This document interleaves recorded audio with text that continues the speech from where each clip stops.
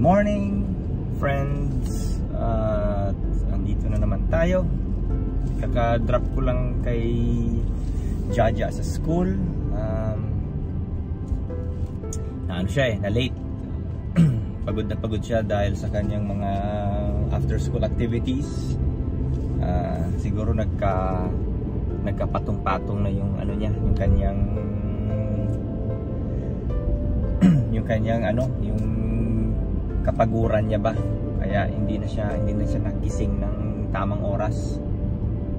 So sabi ko sa kanya, sige, ihatid na lang kita sa school, mag-breakfast ka, tapos nun hatid kita. Yan yung kagandahan talaga pag ang pasok mo ay late na ng umaga. Talagang ma-assist mo yung mga anak mo kung kailangan nila ng assistance ba. So ngayon, pauwi na tayo.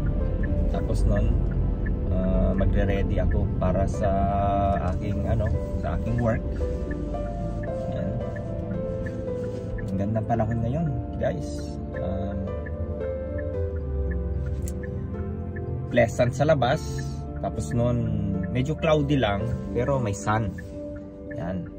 Kita nyo naman dyan sa dyan sa bubong. Merong mga clouds. May araw. Medyo pag nasikata ka ng araw, maganda pakiramdam. Medyo malamig-lamig ang simoy ng hangin, pero tolerable. Yan. Uwi na tayo for a while. Tapos yan, konting ayos lang ng bahay. Tapos pasok na. Ito yung ruta ko sa umaga. Ruta natin.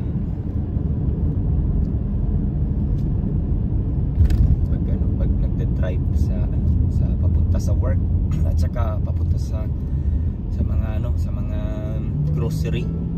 Laging ito yung dinadaanan ko.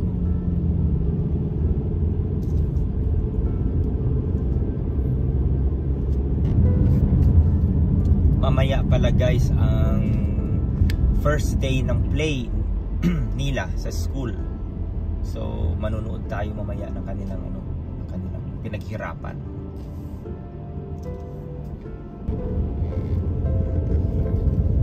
Hindi ko lang alam kung magkaano yung ticket, pero it's a worthwhile na show to watch.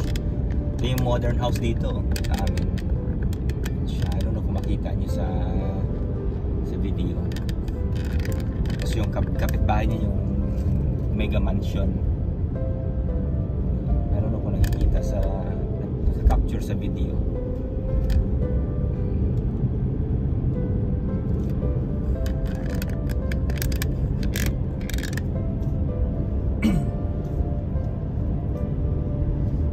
Mean Girls pala yung title ng play.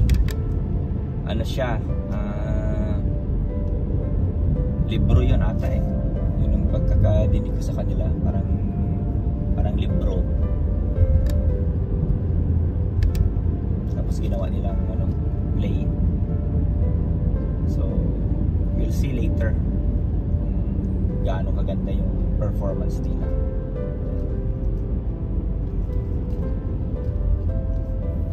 Ganda ng panahon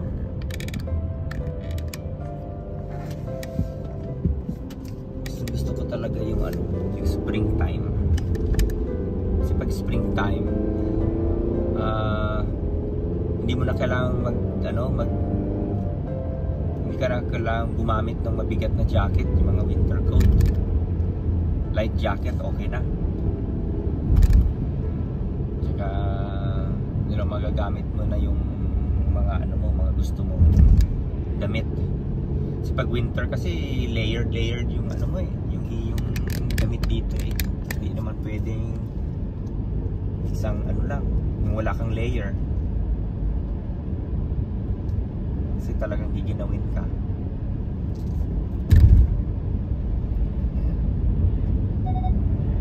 Kasi malapit na tayo sa bahay. Ayan, may school bus Bus 7. Maaga pa kasi ngayon eh. Kasi ang mga ang mga high school at saka mga middle school maaga silang pumapasok. Itong naman, itong mga elementary school student, ang kanilang bus nila, ayan sila, yan nakapark sila dito sa gasoline station. Ang kanilang pick up time is mga 7:50.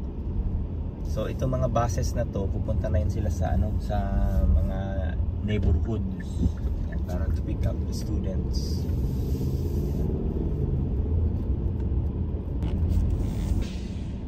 Ngayon malas ka na lang pag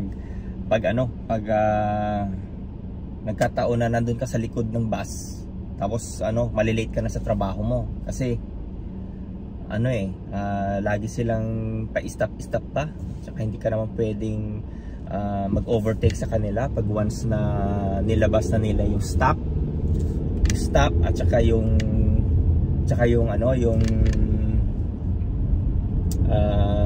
nag-flash na yung kanilang lights nila, yung pulang lights tsaka orange.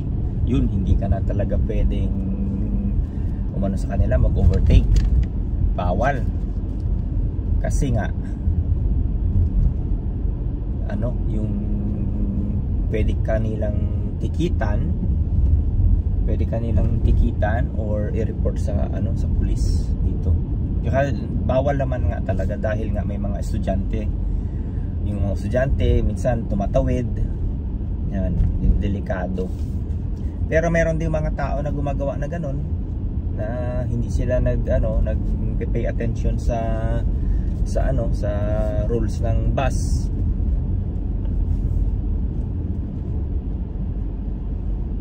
Marami din gumagawa ng ganyan. Pero hindi dito sa amin sa mga iba-ibang places ginagawa nila yan. Trouble talaga sila. Binibigyan sila ng ticket, mga citation dyan. Tsaka alam nyo guys, ngayon ko lang na nalaman yung meron akong isang kaibigan na bus driver dati. Bawal pala pumasok yung parents ng estudyante sa loob ng bus na walang consent. Bawal. Merong isang incident na yung isang parents pumasok sa bus, tapos noon medyo nagkaroon sila ng argument nung driver, hanggang siguro yung parents mainit yung ulo ng isang parent. Ginawa ng bus driver, tumawag ng pulis, pinapulis niya yung magulang. Yan.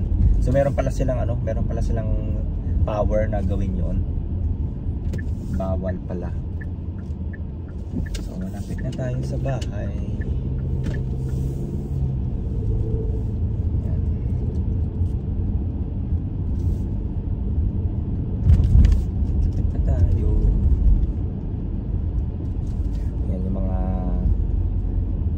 Student na mga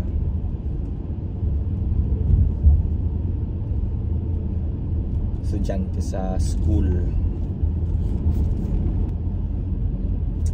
naghahantay na sila ng bus. Yan, ganyan din ako noon, yung maliliit pa yung mga bata, dinadala ko sila sa bus stop. Dala ko sila sa bus stop, antay kami doon mga 10 minutes, ganyan. Tapos yan, yun, parang rabbit laki. Rabbit. Lakas ng araw, kasilaw.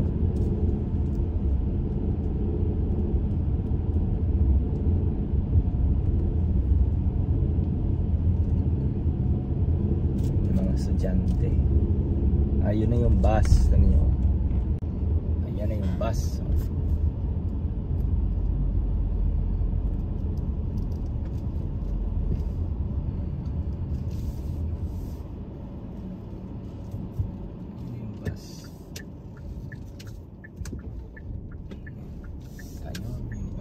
nag-stop ako dito kasi takot ako baka ko tikitan.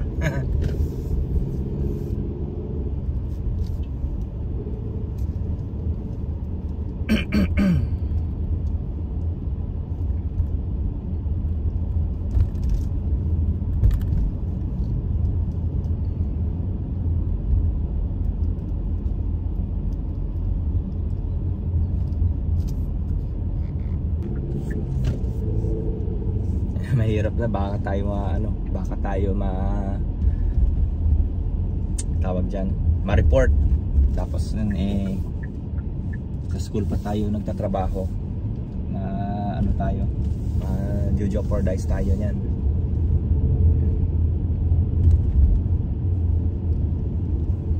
Kapitbahay. So, ngayon pagdating natin sa bahay, ayusin natin yung ating mga kailangang linisin. Tapos nun gawin natin lahat yung mga kailangan gawin para pag alis natin maayos yung ating bahay. Hindi pa nila kinukuha yung basura. Parang late ata yung aming mga basurero dito. Nandito na tayo sa bahay. Okay, see you sa loob. Ayan, dito na ako sa bahay. Ubusin ko lang yung mga tira-tira ng pagkain ng mga bata. Sayang kasi pag itapon mo So, ako yung taga-ubos pag mayroong mga natitirang mga, mga tinapay na mga ganito sa sa pinggan nila.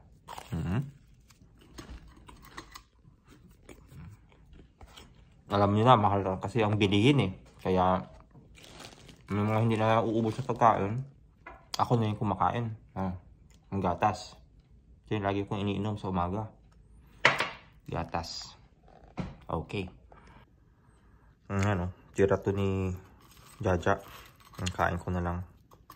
Grilled cheese. Tapos yung mayroon pa na iwan ditong potato salad with egg.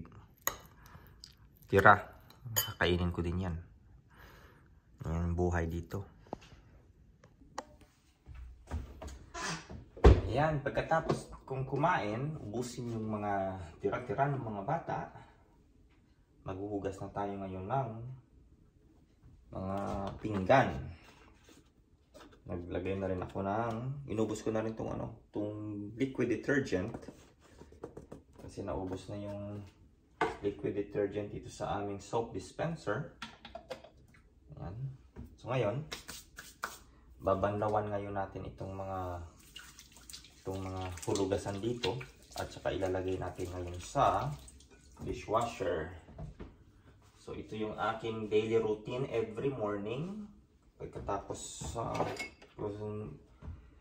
ihatid yung mga bata sa eskwelahan. Hindi naman lagi ko sila natin sa eskwelahan minsan-minsan lang.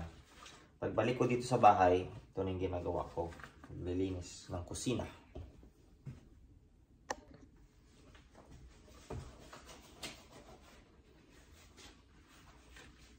Yan ang buhay abroad.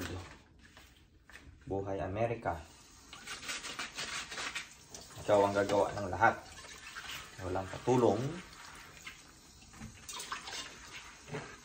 Ikaw ang nasa iyo.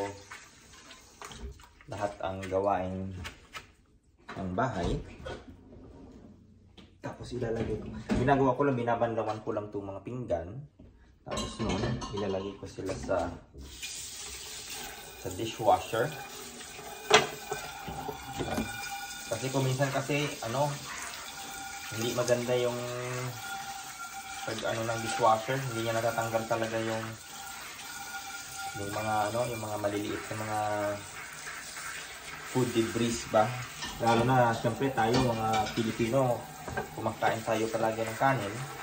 Ngayon yung mga kanin na na tumigas na, minsan mahirap matanggal. Kahit na yung dishwasher mo is maganda, hindi niya kayang tanggalin lahat.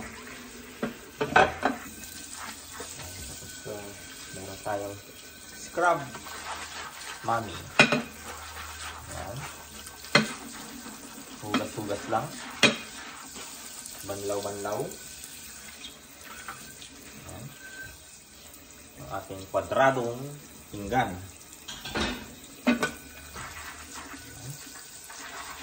Hugas-hugas.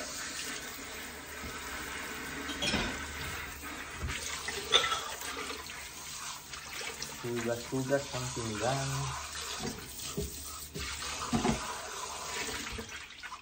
Tapos maya-maya ayusin natin yung lamesa. Ayan. Dami pa. Ayan, so nabanlawan ko na yung mga pinggan, kung ano-ano dyan. Lalagyan natin ng isang 1 pack of dishwashing detergent. Tapos ilagay natin dito sa loob ng dishwasher. Set natin ng normal mode. Hit start. And then goodbye.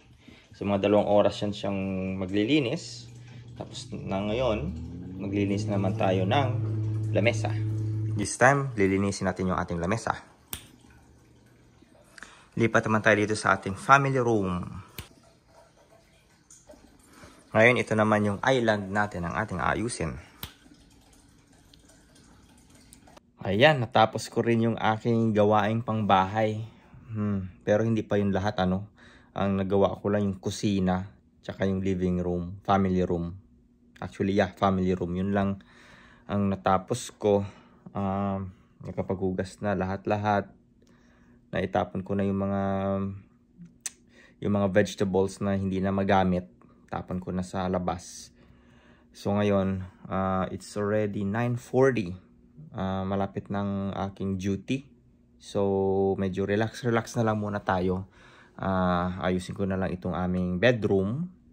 Tapos nun, take a shower and then heading to work. Okay? So yan yung aking na-accomplish for today.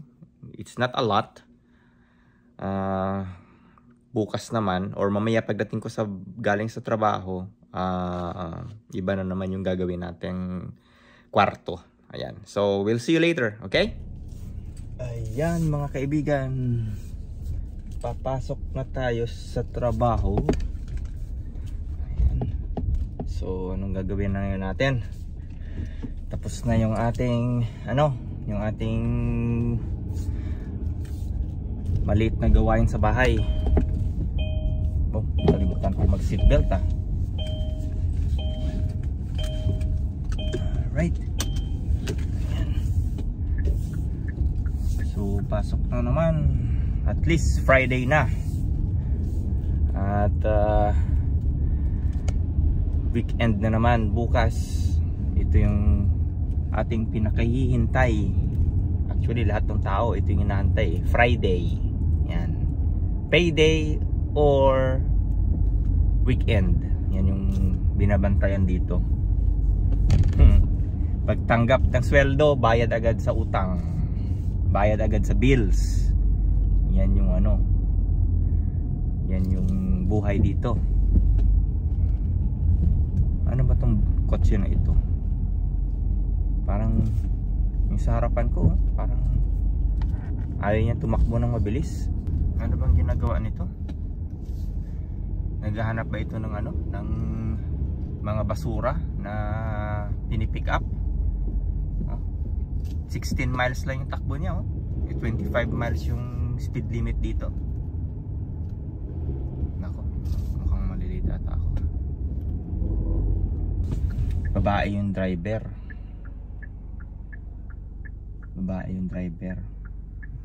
Mukhang bata pa, siguro mga middle age. Ayan guys, tapos na yung aking shift dito sa school. Uwian na. And it's Friday. Yay! Ayan, so relax na tayo ngayon pagdating sa bahay. So gulo-gulo talaga ng mga estudyante, So yan, tapos na yung isang linggo. Tapos niyan, na tayo, relax na lang. Ay, kakapagod. Tsaka ano, medyo malamig din ngayon. Kaninang umaga magandang panahon eh, oh. Tapos biglang lumakas yung hangin. Yung hangin kasi yung nagpapalamig eh. Pag sobrang lakas ng hangin, halos dumodoble yung yung lamig. Ayan. So, kita ulit tayo sa bahay. Ayan, papagas tayo dito sa sa sheets. Ito yung ko eh, suki ko. Ayan guys, oh. Meron na namang isang bus na nakatambay dito. Kasi nga malapit yung uwian. Mga 30 minutes na lang uwian na. So dito yung sheets, dito kami nagpapagas.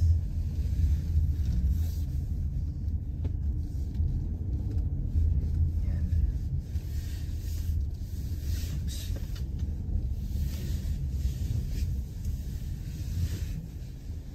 Ayan guys, papagas muna tayo.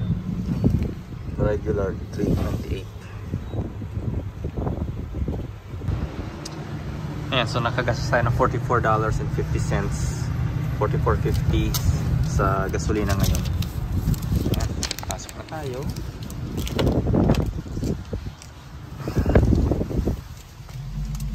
So yan, more or less for mga $45 yung gastos natin. Ay, salamat. Andito na tayo sa bahay. At time na nating magluto. Pagkatapos ng trabaho, luto na tayo. Ayun. So, lagay lang natin dito yung ating basurahan.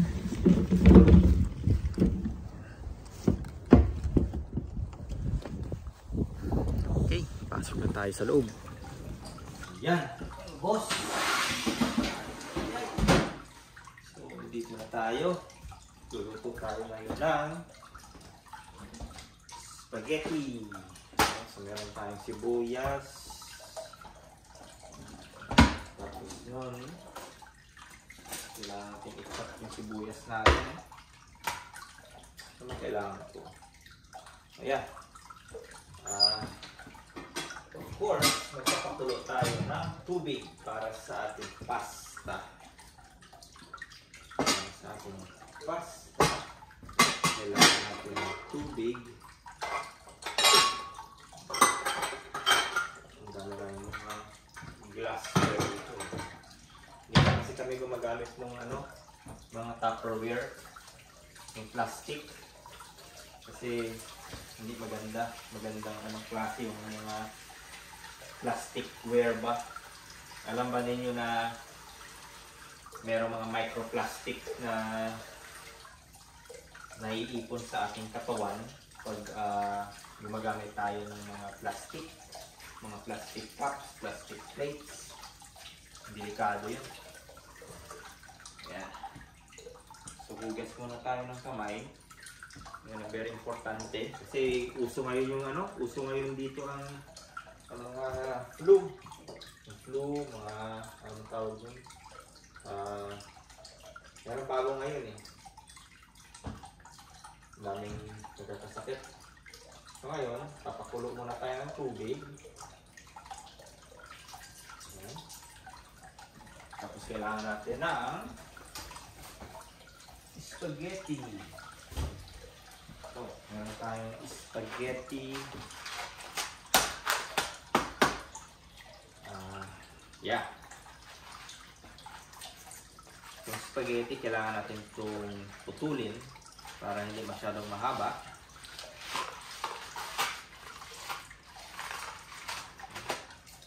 Siya. Putulin natin ng ganon. You know what? Mamaya pa pala to. Kasi kakukuluan pa natin yung tubig.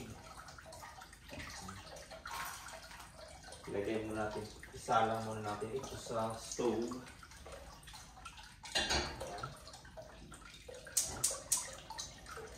hayaan pala natin siyang kumulo. Ito yung meatball. Gumawa ko sa freezer. Ito yung meatball natin. Nalagyan lang natin dyan. Tapos hayaan natin kumulo yung tubig. Ano bang gagawin ko? O yan, puputulin natin ito mamaya.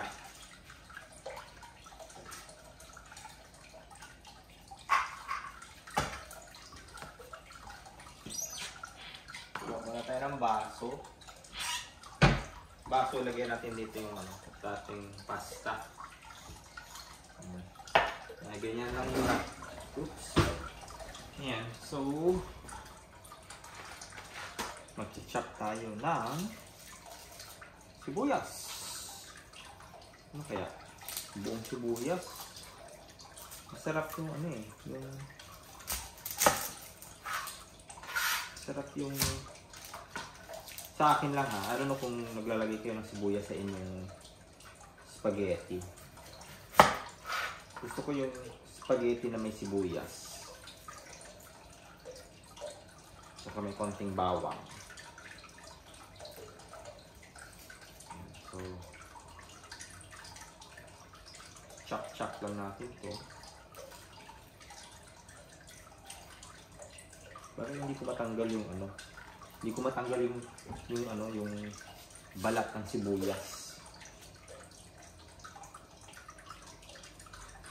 Ayan. So ngayon, lalagyan natin ito ng Jufran. So what do you think, Nene? Yummy. Yummy? Do you wanna try with Jufran too? Okay. I'm going to put some Jufran in here, okay? Alright. So kuha tayo ng Jufran. Amoy ko na yung Pilipinas. Okay. Sandali lang, Nini, ha? Let me mix.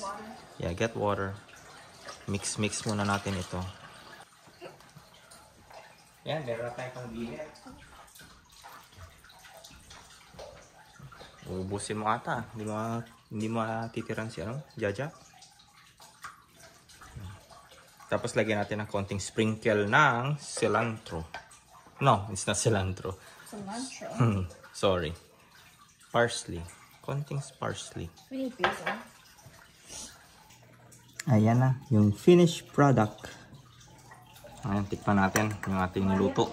Tikpan natin itong pasta. Oh my god.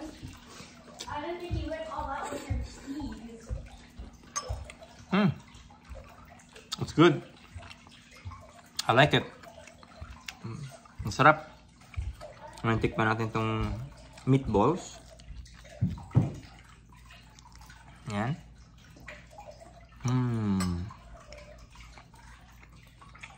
It's good. Ayan. Sigurado magugustuhan nila to. Magugustuhan to ni Mrs. at saka ni Jaja. Okay, so tapos na ako sa pagluto. Pagluto ng spaghetti. Nalinis ko na itong ilalim. Maglilinis na ngayon ako sa taas ng bahay. Tapos nun, magpe-prepare na ako sa aking art class. Okay? So thank you again for watching this video. Sana nasayan kayo sa aking adventure today. So we'll see you again. Goodbye! Ako ngayon sa aking studio. Naayos ko na yung mga art materials para sa aking class today. Yung aming team is ito. Ito yung aming gagawin ngayon. It's a children's book style na painting. It's a watercolor. So meron pa akong 5 minutes more. Darating na yung mga estudyante ko. So thank you again for watching this video. So we'll see you again. Till next time. Goodbye.